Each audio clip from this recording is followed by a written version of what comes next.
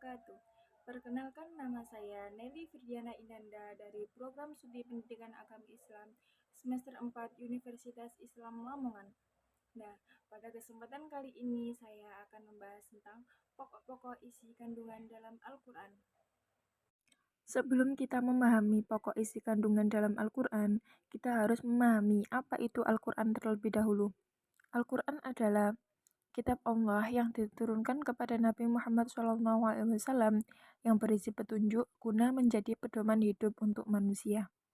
Selanjutnya, dalam pembahasan ini akan diuraikan isi kandungan Al-Quran secara garis besar yang meliputi: yang pertama ada akidah, yang kedua ibadah dan muamalah, yang ketiga akhlak, yang keempat hukum, yang kelima sejarah, dan yang terakhir yang keenam yaitu sains dan teknologi.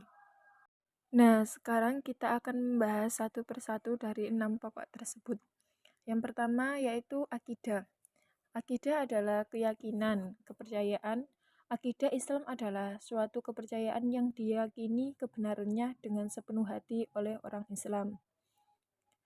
Mengaku beriman saja tidak cukup. Untuk menunjukkan bahwa ia seorang yang beriman kepada Allah, ia harus mampu menyatakan keimanannya dalam amal perbuatan yang baik dan tingkah laku yang terpuji, seperti yang diajarkan Allah Subhanahu wa Ta'ala. Akhlak mulia dan amal soleh adalah manifestasi dari akidah Islam. Pokok-pokok keimanan yang harus diyakini menjadi akidah Islam adalah seperti yang diajarkan dalam Quran Surat Al-Ikhlas ayat 1-4, yang artinya, katakanlah, dialah Allah yang Maha Esa. Allah adalah Tuhan yang bergantung kepadanya segala sesuatu. Dia tidak beranak dan tidak pula diperanakkan, dan tidak ada seorang pun yang setara dengan Dia. Pokok-pokok keimanan yang harus diyakini oleh orang Muslim ada 6. Yang pertama, iman kepada Allah. Yang kedua, iman kepada malaikat. Yang ketiga, iman kepada kitab. Yang keempat, iman kepada Rasulullah. Yang kelima, iman kepada hari kiamat. Dan yang terakhir, yang keenam, iman kepada qada dan qadar Allah. Selanjutnya yang kedua yaitu ibadah dan muamalah. Ibadah adalah menyembah atau mengabdi sepenuhnya kepada Allah Subhanahu wa Ta'ala dengan tunduk dan patuh kepadanya. Dalam Quran Surat Ad-Dariyat ayat 56 yang artinya, dan aku tidak menciptakan jin dan manusia melainkan agar mereka beribadah kepadaku. Ayat di atas dijelaskan bahwa tujuan penciptaan jin dan manusia tidak lain untuk beribadah kepada Allah. Dan selanjutnya, muamalah adalah sebuah hubungan manusia dalam interaksi sosial sesuai dengan syariat Islam yang mengatur tentang urusan dunia. Untuk menciptakan suasana damai, aman, tentram, sejahtera, dan bahagia, manusia harus senantiasa membina kedua jalur komunikasi tersebut, yaitu komunikasi dengan Allah, melainkan ibadah, dan komunikasi dengan sesamanya, yaitu muamalah. Selanjutnya yang ketiga yaitu akhlak. Akhlak adalah sifat yang tertanam dalam jiwa manusia yang muncul spontan dalam tingkah laku kehidupan sehari-hari. Akhlak sama dengan istilah etika atau moral. Nabi Muhammad ditugaskan Allah untuk membangun akhlak mulia, meningkatkan derajat manusia dari lembah hina menjadi mulia, dari kehidupan yang gelap menjadi cemerlang. Ayat Al-Quran yang menyatakan tentang ajaran akhlak terdapat dalam Quran Surat Al-Qalam ayat 4, yang artinya, dan sesungguhnya engkau benar-benar berbudi pekerti yang luhur. Dan terdapat juga dalam Quran Surat Al-Ahzab ayat 21, yang artinya, sungguh telah ada pada diri Rasulullah itu suri tauladan yang baik bagimu, yaitu bagi orang yang mengharap rahmat Allah dan kedatangan hari kiamat dan banyak mengingat Allah. Kemudian yang keempat yaitu hukum. Hukum sebagai salah satu isi pokok ajaran Al-Quran berisi kaidah-kaidah dasar dan menyeluruh bagi umat manusia. Tujuannya adalah untuk memberikan pedoman kepada umat manusia agar kehidupannya menjadi adil, aman, tentram, teratur, sejahtera, bahagia, dan selamat di dunia maupun di akhirat kelak. Al-Quran mengatur beberapa ketentuan hukum perkawinan, perceraian, waris, perjanjian, perdata, pidana, perang, hukum antar bangsa, ketentuan mengenai prinsip-prinsip musyawarah, demokrasi, beradministrasi, disiplin, dan sebagainya. Contoh ayat-ayat Al-Quran yang mengatur tentang ketentuan hukum-hukum tersebut terdapat pada Quran Surat An-Nisa ayat 105 yang artinya, sesungguhnya kami telah menurunkan kitab kepadamu dengan membawa kebenaran, supaya kamu mengadili antara manusia dengan apa yang telah Allah wahyukan kepadamu. Dan janganlah kamu menjadi penantang orang yang tidak bersalah karena membela orang yang khianat.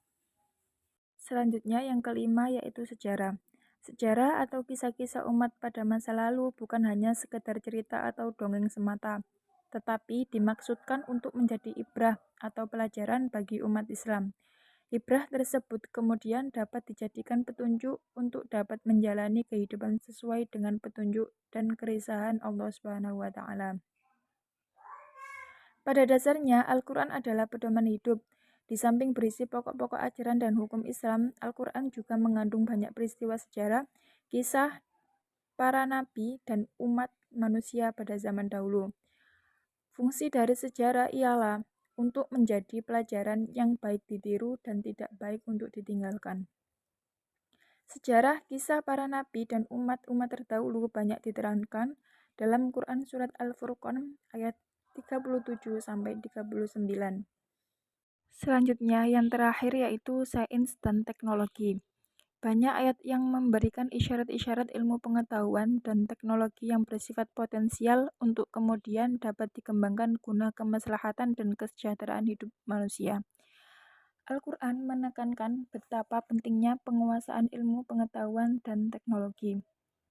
Untuk mencapai kemajuan dan kesejahteraan manusia, memerlukan ilmu pengetahuan dan teknologi.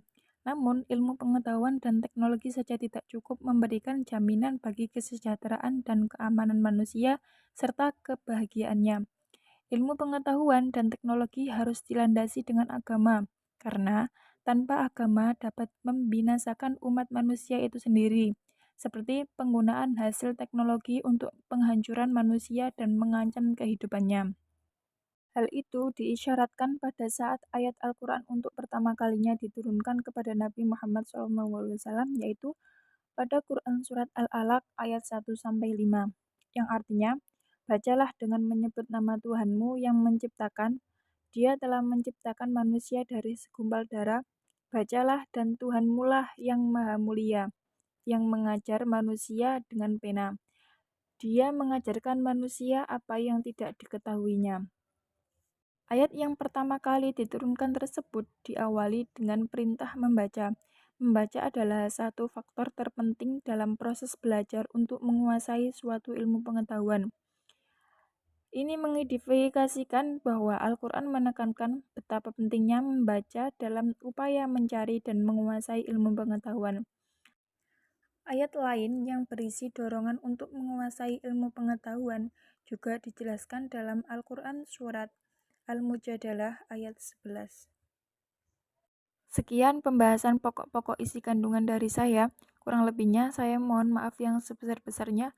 Akhirul kalam, wassalamualaikum warahmatullahi wabarakatuh.